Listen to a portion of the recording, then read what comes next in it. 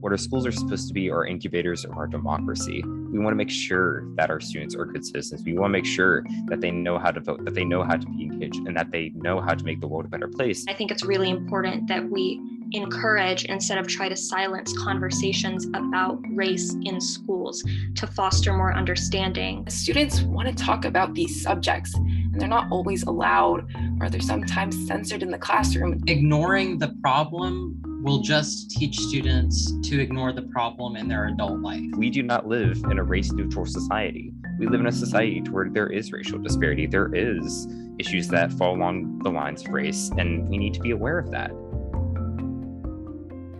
Hi, everyone. This is Ken Peternick, the host of Courageous Conversations about our schools. Today, we have some very special guests from the state of Kentucky. They're all high school students and members of the Student Voice Team, an organization that was formed in 2012 by a small group of high school students who wanted to ensure that all students like them, have a voice in the way Kentucky public schools are run. Their website says, "We are young people co-creating more just, democratic Kentucky schools and communities as research, policy, and advocacy partners." For this conversation, I will be asking them about an important research project they completed recently that reflects the views of over 11,000 Kentucky high school students about race and racism and the way their schools are dealing with these topics. Their report is called Race to Learn. Let's meet these students. Hi, everyone. I'm Connor Flick. I'm a senior at the Gann Academy in Bowling Green, Kentucky. I'm the cross-organizational coordinator for the Kentucky Student Voice Team, which means I lead a lot of the mission and messaging that the team tries to do in our work. My name is Isha Bajwa, and I'm a senior at Fern Creek High School, located in Louisville, Kentucky. And I have recently joined as a student reporter, so I've worked on the blog and other teams associated with the research that we have done so far. My name is Sarah Falucci, and I am a junior at Paul Lawrence Dunbar High School in Fayette County, which is located in Lexington, Kentucky, so central Kentucky. And I do work for the Student Voice Forum, which is our editorial board, the Get Schooled podcast. I help out with climate audits and sort of dabble in some other stuff. Hi, I'm Hayden Watkins, a sophomore at Round County Senior High School in Moorhead, Kentucky, which is in eastern Kentucky. I'm new to the team, but I've had a lot of fun being involved so far. I'm a quantitative analyst, and I've been working on the podcast that Sarah mentioned as well. My name is Rima Dutt, and I am a sophomore at DuPont Manual High School, which is located in Louisville, Kentucky. And I also have recently joined the team as a student researcher on the Race to Learn projects, as well as climate audits. Well, thank you for that. Thanks for introducing yourselves. Let's get right into letting our listeners know about the Student Voice Team. And could someone explain a little bit what the team is about? How did it get off the ground, and what is it really about? What is its purpose? We founded it in 2012 in a coffee shop between a couple students and one teacher that felt very strongly about student voice and what we could be doing more in the future to really make sure that we're having student voice in our legislature and our schools, and making sure that students are a part of the education decision making that's happening so frequently within our school systems. And so we've evolved a lot since that point in 2012. We're about 10 years into our work now. Last year, we have spun off from our parent organization, the Pritchard Committee. And so we are coming into our own now. We are in our first full year of being the Kentucky Student Voice Team, and you set our mission outright, and it's something that we really stand by. It's something that we've been crafting for a long time now, and the organization as it stands today is, like I said, constantly evolving and growing. And so we've never really, in my opinion, fully started. We've just kind of continued the work and pushed forward fighting for students. So one of the things that you do, based on what you just said and what I read from the website, is that you conduct research. And maybe one of you could explain what some of your studies have been about. I'll take that one up too really fast, Okay. and point out that over the past 10 years, we've done a lot of different work in a lot of different fields, both within research and outside of that. So some of the major highlights of our work have been Powerable Promise, which is an issue from a few years back to where we found that Kentucky lottery funds, which are typically earmarked to go towards scholarships for students to get post-secondary education, were being diverted towards other funds and not going to the students that they were supposed to be serving. We've been able to evolve that since then, and we've been able to direct a lot of the funding back into students' hands and making sure that they can get scholarships. We've also published a book focusing on the role of post-secondary education and students' outcomes and how their experiences in applying for post-secondary education have really evolved over time and what that means for a lot of Kentucky students. And then more recently, we've published our Coping with COVID study, which has examined kind of the lives of students across the state, over 13,000 respondents, really trying to dig into what it means to be a student during a pandemic and how their education has been affected, not necessarily in terms of the educational gaps or in terms of their academic performance, but more their social lives and how they're experiencing education and how they feel about their future. And then the most recent thing that we've done is our Race to Learn study, which we're super excited to share with you today, which examines 10,000 student responses all across the state, particularly from rural areas, about how students feel about race in schools and how students are experiencing the differences and diversities that come with being a student in public education. So it's been a great experience working through all of these projects, and we're super, super excited to share with you more about the Race to Learn study today. Could you share, or could someone share a few details about the methodology and how did you conduct the study? And again, how many students in the state participated? Yeah, so in terms of like the methodology aspect of it, there was a lot of discourse that we had as researchers in terms of the qualitative, like our open-ended responses that we received, because we wanted to make sure that every response was authentic, and when we included it in the report, that we weren't erasing any student voices. So and part of our methodology, we kind of had a debate about what should we kind of edit in terms of like grammar versus spelling. And one thing that we kind of came to an agreement on was that spelling was something we could possibly correct so that those who are reading the report, other than students, would take it in a serious light that these students have a lot to say. But in terms of grammar, we were going to try to keep it authentic because that is their original voice. Depending on where you're from, you might use different grammar rules. So that's one example of something we included in the methodology because we wanted to make sure that student voices were not erased and they weren't tokenized and that they were as authentic as possible. And that's something that we all kind of worked on together. I'll also add to that response and just mention that in terms of the distribution, we've really relied a lot on a lot of rock star teachers to get this work done. It was a lot of interpersonal connections, a lot of relying on the networks that we had to make sure that not only were we able to distribute our survey and get 11,000 responses from students all across the state and nearly every Kentucky county, which there's a lot of them. So we really tried to spread out and make sure that we hit all our bases there. It really relied on our individual efforts, and it really relied on certain researchers and certain professors and certain teachers saying, we'll step up, we'll get this to the students we know, we'll make sure that the survey has the right questions on it, we'll help you refine the ideas that are on here, we'll make sure that this really guides us towards the data and towards the information that we really feel like we need to come out of this and to fill the gap of research that just isn't being done right now on this issue. I have to believe in Kentucky, there's a lot of division, political and racial, ethnic division, and issues around race and ethnicity are really right at the center of the culture wars in this country.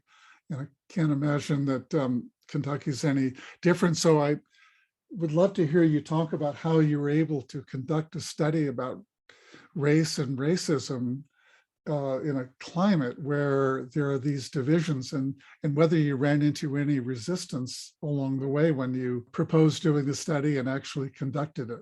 The topic of race is something that's been heavily politicized, especially, within Kentucky, but also looking at it at a national level.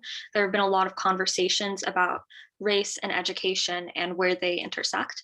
And while when we put this study out, we had a lot of respondents and a lot of people who helped us with the study who were very, very eager to have these conversations, because this is something very important to a lot of Kentucky students who may not otherwise have the chance to speak up about it. We did also receive, some backlash within our responses, either from students or even from legislators, where this topic is viewed as something highly contentious or perhaps racist in nature. Even the discussion of race in schools, it can be in some ways thought of as a very vulnerable conversation. There's a lot of delicacy and nuance to it. And I know that there were a lot of people who were very, very eager to talk about it and, highlight some of those nuances. But we did experience some resistance with that, some people who weren't super content with the topic or the conversations being had. Their answer to this question was not what I had anticipated. I could imagine school officials not agreeing with all of the recommendations the students might be offering later, but I was taken aback to hear that some thought a study designed by students to learn about race and racism was viewed as racist. Seems to me that's like saying that doing a study to understand why students drop out from school and what might be done to reduce the dropout rate would actually cause more students to drop out. Maybe the real reason for the resistance to doing a study about race is fear about what students might uncover. Despite some resistance to doing the study, the students carried on. And here is Rima describing their key findings. Yeah, so we had 6 major key findings. Each of the findings touched on different aspects. Our first finding having to do with confronting racism, in which we found that 46% of the students reported that their schools need to do more to confront racism, showing how students feel the urge that they see the disparities in their everyday school environment, and how students of color specifically reported that 28% of students of color reported that race both positively and negatively impacts their education, in which we see that having to grow up in these environments to hear phrases that put them down undermine them as people, and while their students who are white are oblivious to what the effects of what they are saying are.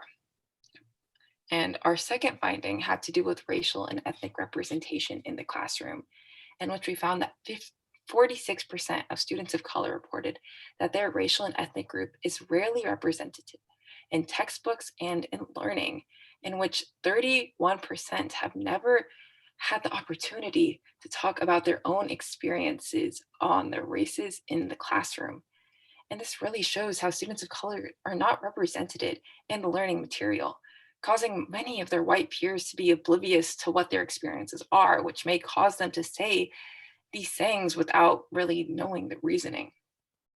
And a quote that I think really stands out and talks about this, it comes from a senior who's Black at Fayette County. He said, "We barely talk about Black history unless it's Black History Month, and we shouldn't be important for only a month." Our third finding had to do with perceptions of equitable rule enforcement, in which 1 in 5 students reported that rules are never or rarely fairly enforced for students of different racial backgrounds. Students of colors are almost always receive a more severe punishment, in which students of color have to be more cautious of their race and identity in their everyday life. Our fourth finding had to do with racial and ethnic exclusion, in which we found that 31% of students often hear students make insensitive comments about race and ethnicity in school. Racial slurs create an uncomfortable learning environment for many of these students, which doesn't allow them to feel safe. And knowing how important it is for students to have a safe environment when learning, to properly learn and really just experience a more positive learning environment is extremely important. And there was a quote that, again, really stood out to me, and it said, "Every day it's like insensitive and racist comments flying around me all the time." That came from Hardin County, a senior who was Black. Our fifth finding had to do with teacher diversity, in which 38% of students of color reported that since kindergarten, they have never had a teacher with a similar racial or ethnic background as them. It really highlights how adult representation is such a large impact on the learning experience.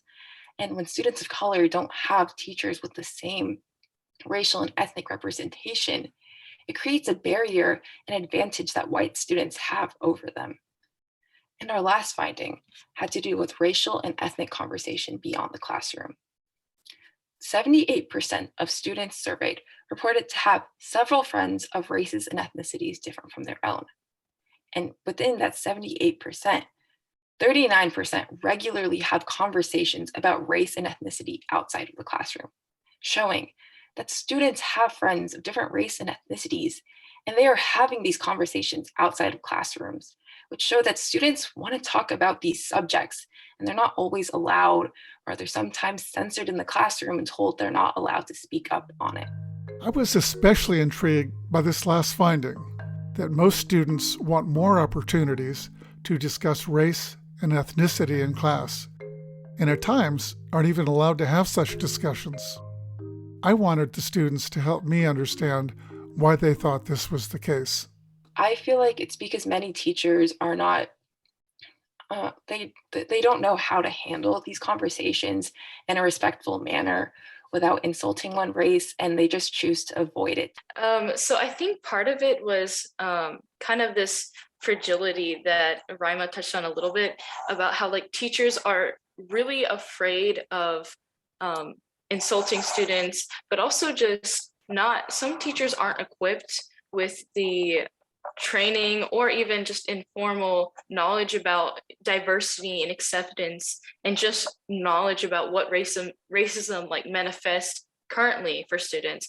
So I think part of it is issues of diversity in schools. If you look at more rural schools in Kentucky, students, teachers aren't as exposed to diversity, or even if they are exposed to it, they don't know how to handle it or how to properly address it. And so I think it just is rooted in that fear and almost like white fragility, if you want to go there, in the sense that teachers are just afraid of what could possibly go wrong, and or just simply don't know what to say on it, so they choose not to, just to be silent on it. So I want to come to your recommendations in a moment, but I just want to ask you a question about these culture wars that are erupted all over the country around education. And of course, you're quite familiar with the skirmish around critical race theory, and the charge from many people who think and support the idea that it should be banned. And there are many states that have banned it, school districts that have banned it, although it's usually not very clear that the people banning it define what critical race theory is. But it's essentially banning conversations about race and racism. And the reason that they support those bans in many cases is because they believe that it creates division, that it causes people to hate each other, or it causes white students to feel guilty, or it causes students of color to feel victimized.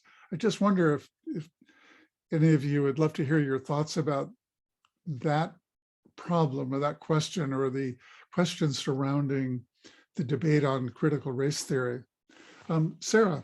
I think one thing that's important to consider with schools is that schools by nature intend to prepare people for interactions in the broader world. And I think with that comes the need for students to recognize the history of the places we live and interact with and the people we coexist with. And I think that's a very critically important facet of it.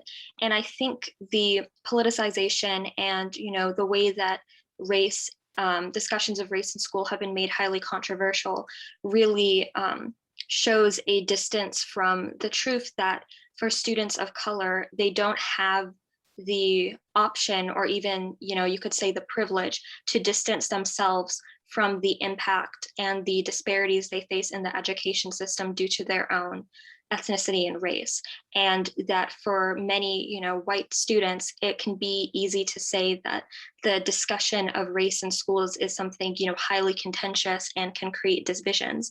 But the truth is that for students of color, they are of color, they have these marginalized identities, and they can't go about their daily lives pretending as if that's not part of them, and that pride for their own identity is something really critically important. So I think with these conversations, sometimes there's a negligence of the fact that we need to consider that students don't necessarily have the opportunity to completely forget the way that race plays a part in really every part of this nation's history and education by default. And I think it's really important that we encourage, instead of try to silence, conversations about race in schools to foster more understanding for students with other students and also people in the greater world. So that's one thing I would say to those national conversations. I think it's really critically important that we talk about race in schools. Are there benefits to white students who engage in these conversations about race and racism? I think there is, because even if you don't particularly come from a background of being a marginalized ethnicity or race within schools, even if you're a white student, there's still importance to talking about race and ethnicity and really understanding it. I think that's something that you can take with you. And I think it's important that students of color don't have to bear the brunt of having to be constantly conscious and having to become the educators in the education system they are trying to learn from, and that they don't have to be the ones forced to educate other students and teachers about the impact that the education system and this country's history has on their own identity. And I think white students should learn about race, and that's something that shouldn't be put to be faced by students of color themselves. And I can pass it off to Connor. This is Connor speaking. I have kind of dual pronged thoughts on this. I'm going to take a little bit of Sarah's thought here about how really what we see for our education systems and what we really hope to have come out of them is the sense that education can help prepare our students for the real world, and education can help prepare our students for what comes next and living in the society that they're growing up in. And what we really see is that, at least in the United States, we do not live in a race-neutral society. We live in a society where there is racial disparity. There is issues that fall along the lines of race, and we need to be aware of that. And so for a white student, having that awareness and having that knowledge and understanding that the world isn't always going to be race neutral. The world is going to affect people of different races differently, and knowing how to be aware of that and knowing that ideally we can move away from that and we can move towards a race neutral world is something that we need to start having conversations with from that sort of K through 12 perspective, because when students are already having these conversations outside of class, and students are going to have these conversations as adults, and they're going to grow up in a society that isn't strictly race neutral, when we're suddenly teaching, you have to not be aware of this, race isn't a thing, this isn't something you need to be concerned about, you're not supposed to be having these conversations, and then they're turning around and doing the same things. Do we want students to be having uninformed conversations that can go south very quickly, to where some students are using slurs, some students are not being attentive to the issue, some students are deeply misinformed about the role in the race in this country? Or do we want them to be aware of the facts and the knowledge that we know exists, so you can actually move towards that race neutral world and make sure that we can actually be in a world to where that sort of history and that sort of privilege and that sort of discrimination no longer happens, because we're aware of it and we're actively seeking to overcome it. Simply saying it doesn't exist doesn't make it go away. You listed all of the findings, and I wonder if you could talk about the recommendations that came out in your report. Yeah, of course. So we split up our recommendations into 3 categories. 1, recommendations for students, then recommendations for teachers, and lastly, recommendations for administrators and policymakers. So starting off with students, we know that it might seem like they can't do much, but one of the first things we recommend is for them to be aware of the disparities between them and their peers against racism, and how some of these students may benefit from the cycle of racism. Second, we want them to seek to educate themselves about racism and how it affects others, even though if it's not taught in the classroom. We want them to be uncomfortable and ask questions. For teachers, we have 4 main recommendations. Number 1, to establish a zero tolerance policy for racial slurs to create a safer learning environment. Second, we want them to encourage respectful conversation about the history of racism and how it still continues to affect students of color. Next, we want them to avoid segregating lessons about racially and ethnic diversity. We don't want them only teaching about Black history during Black History Month. We want them to seek out themselves to incorporate race in their lesson plans. And lastly, we want them to ensure representation for students of color in extracurriculars and clubs, as many of them might not feel inclined to join these clubs without the help of a teacher. So for administrators and policymakers, we have a wide variety of recommendations for them.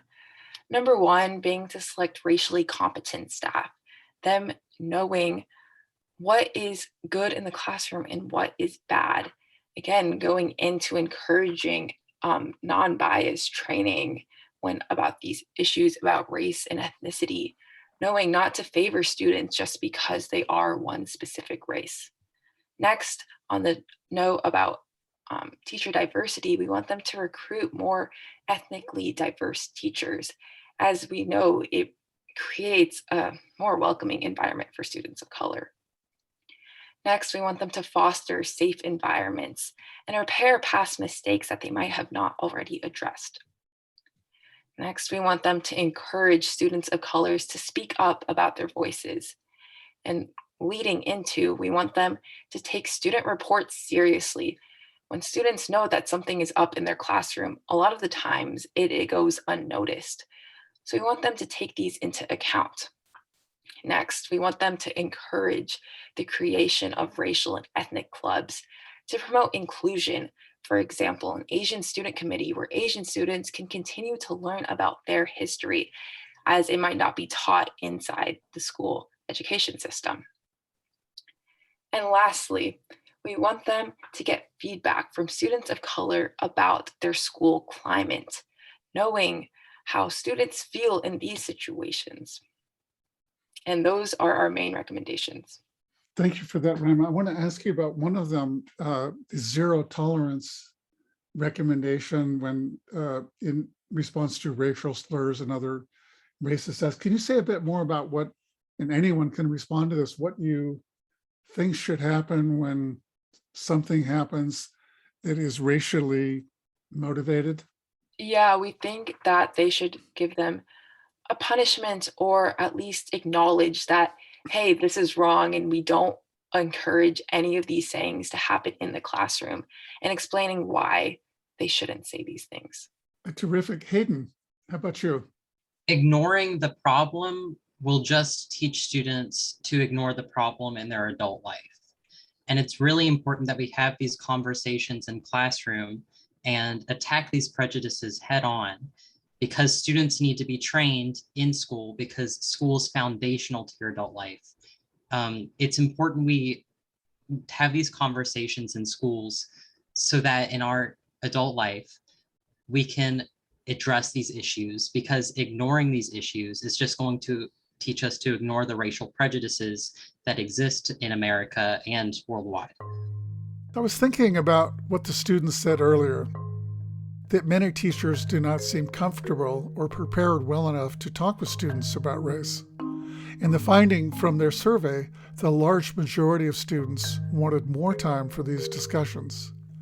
I told them about bills passed recently in Texas and other states that limit what teachers can say and do in the classroom with regard to race.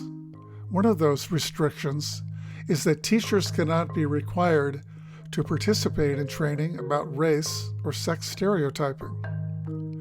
If this kind of professional learning for all teachers was prohibited in Kentucky, then it would be impossible to implement one of the students' key recommendations. We actually saw a very similar language get passed in a separate bill here in Kentucky. And so we're very familiar with some of what's going through in Texas as well, just because of how similar a lot of these bills are. And our main feeling about it is it's really just distress to where seeing this pass through and seeing this legislation come up time and time again across states is really concerning, because we understand that so many teachers want to know more. We weren't able to collect data on this directly, but in our conversations with a lot of people in our network, we know that so many teachers and so many administrators even want to know more about how they can be stepping up more for students of color and how they can make sure that they're creating more equitable environments within their schools. And part of that includes these professional developments. And when we're finding at the same time that it's no longer legal for districts to say we need teachers to come in and understand how their teaching can reinforce stereotypes, how their teaching can reflect a lot of their prejudices that they already have, and how we can overcome them. Instead, the legislature is stepping in and saying, you know what, you can keep these stereotypes in place. If a teacher doesn't want to address the concerns of their students or the problems that they're facing with racial or sex stereotyping, they don't need to. That's deeply concerning, because that can affect students for a very long time. And you can find story after story after story of students that have consistently had that one just bad teacher, to where we've had a lot of rock stars, but just that one bad teacher that treats them poorly on the basis of sex or race. And it really puts them down on a dark path for their educational career and even their career and their social lives in the future, because that sort of understanding of themselves is made a lot more difficult by that one teacher that stereotyped them heavily on their race or sex. Great. Now, Isha, you want to respond to the same question? Yes. So one thing that kind of branches off from what Connor was saying was like the sense of distress that a lot of us feel as students hearing about these bills, especially the ones that have very vague language about what history we can teach. And it really kind of makes us wonder, like, whose history are we even teaching to begin with? When we say we can't talk about race, gender, sex, or religion in the classroom, whose history are we really teaching? We're teaching white history. We're teaching Eurocentric history that does completely erases representation of Black and Brown students in the classroom. So I think when we hear these bills, it kind of empowers us to go mobilize. And there are plenty of student orgs across the states. One example that I can name besides us is the Georgia Youth Justice Coalition, and they've been mobilizing and were able to kind of combat some of the censorship bills. But also, even with us, Kentucky Student Voice team, back in January, we organized with with a teacher kind of Facebook group. Connor, you can let me know the name because I kind of forget, but they host an event, and some of our students actually went to the Capitol in Frankfurt. And I kind of think that event in itself kind of shows how if legislators are going to disagree with us and kind of send us backwards, we are not going to stop our fight there with our research. We're going to come to them and show them that not just students are concerned about this issue, but teachers are also on our side and saying, no, this affects how I teach. This is not what I would like either. So I think after having that kind of emotional reaction to the passage of these bills, we see that as an opportunity to go to the legislators and really tell them how, not only how we feel, but also teachers and educators in general view these bills. Great, thank you for that. Isha, Hayden, you wanted to weigh in on this one. Yeah, Isha was talking about white history, and something I think is that if we're just teaching white history, that's not American history, because America is a racially diverse country and is growing more racially diverse by the second. And if we can teach the mistakes we've made in the past, we can combat these current racial prejudices that exist in our society and combat more that may arise in the future to make this truly a country of equality, so that race won't be an issue in getting ahead in America, and that everyone can be on a level playing field. I'm curious to know if the culture wars and the divisions in the state have how they have affected the way that you have released your report and findings and tried to get the word out about what you found and what you're recommending. But talk a little bit about the impact that your report has had and how people have received it. Hayden? So we first released this report to the public in a pop-up press conference outside of the Capitol Annex in Frankfurt. And ever since that event, this report has kind of been snowballing. We've received a lot of requests to present our findings, like this podcast here today. And we've also got some presentations going on with the American Education Research Association and even the Kentucky Board of Education. And it's really excellent to see this report be having such widespread results, and these conversations about race are happening. And like our report showed, students want this conversation about race to be happening because they're interested and they need to talk about it. And our ultimate goal, one of the recommendations in this report, is to get these conversations in classrooms as well. Okay, I think we're sort of winding down, getting close to the end, and I really appreciate all the time you've devoted to this conversation. I really would like to promote this episode, and I think you will as well, to other high school students around the country, because I think this is pretty unique that you're doing this work. And for other high school students or adults that they work with in other states, how might they go about conducting their own research like this? What recommendations would you have? Where would they begin? I can take this question. Great, thank you, Nisha. So I think it really starts with just having an passionate and very rooted interest in changing culture and like shifting the dynamics of how school is structured. So it sounds intimidating, but it truly just starts with passionate students who really want to see their schools reflect what they want out of it, because they're the ones going through the education system. They're the ones actively sitting in the classrooms trying to learn. So I think it kind of just starts with creating that network of young students and educators and others that can support you in your process, and then creating like a core group that kind of slowly churns out what the goals are and what kind of I think also just being very curious and inquisitive and like wanting to learn more is definitely a huge part about being a researcher. So kind of starting on the ground, finding people who are also interested in creating that network and just working together to come up with what kind of things you want to explore. It really shouldn't be as intimidating as like research sounds, because oftentimes I feel like research in itself is inaccessible when you think about how many paywalls there are to like access academic journals. And so I really loved being a part of Kentucky Student Voice team, and being a part of the research just goes to show that young people are able and beyond capable of doing this research.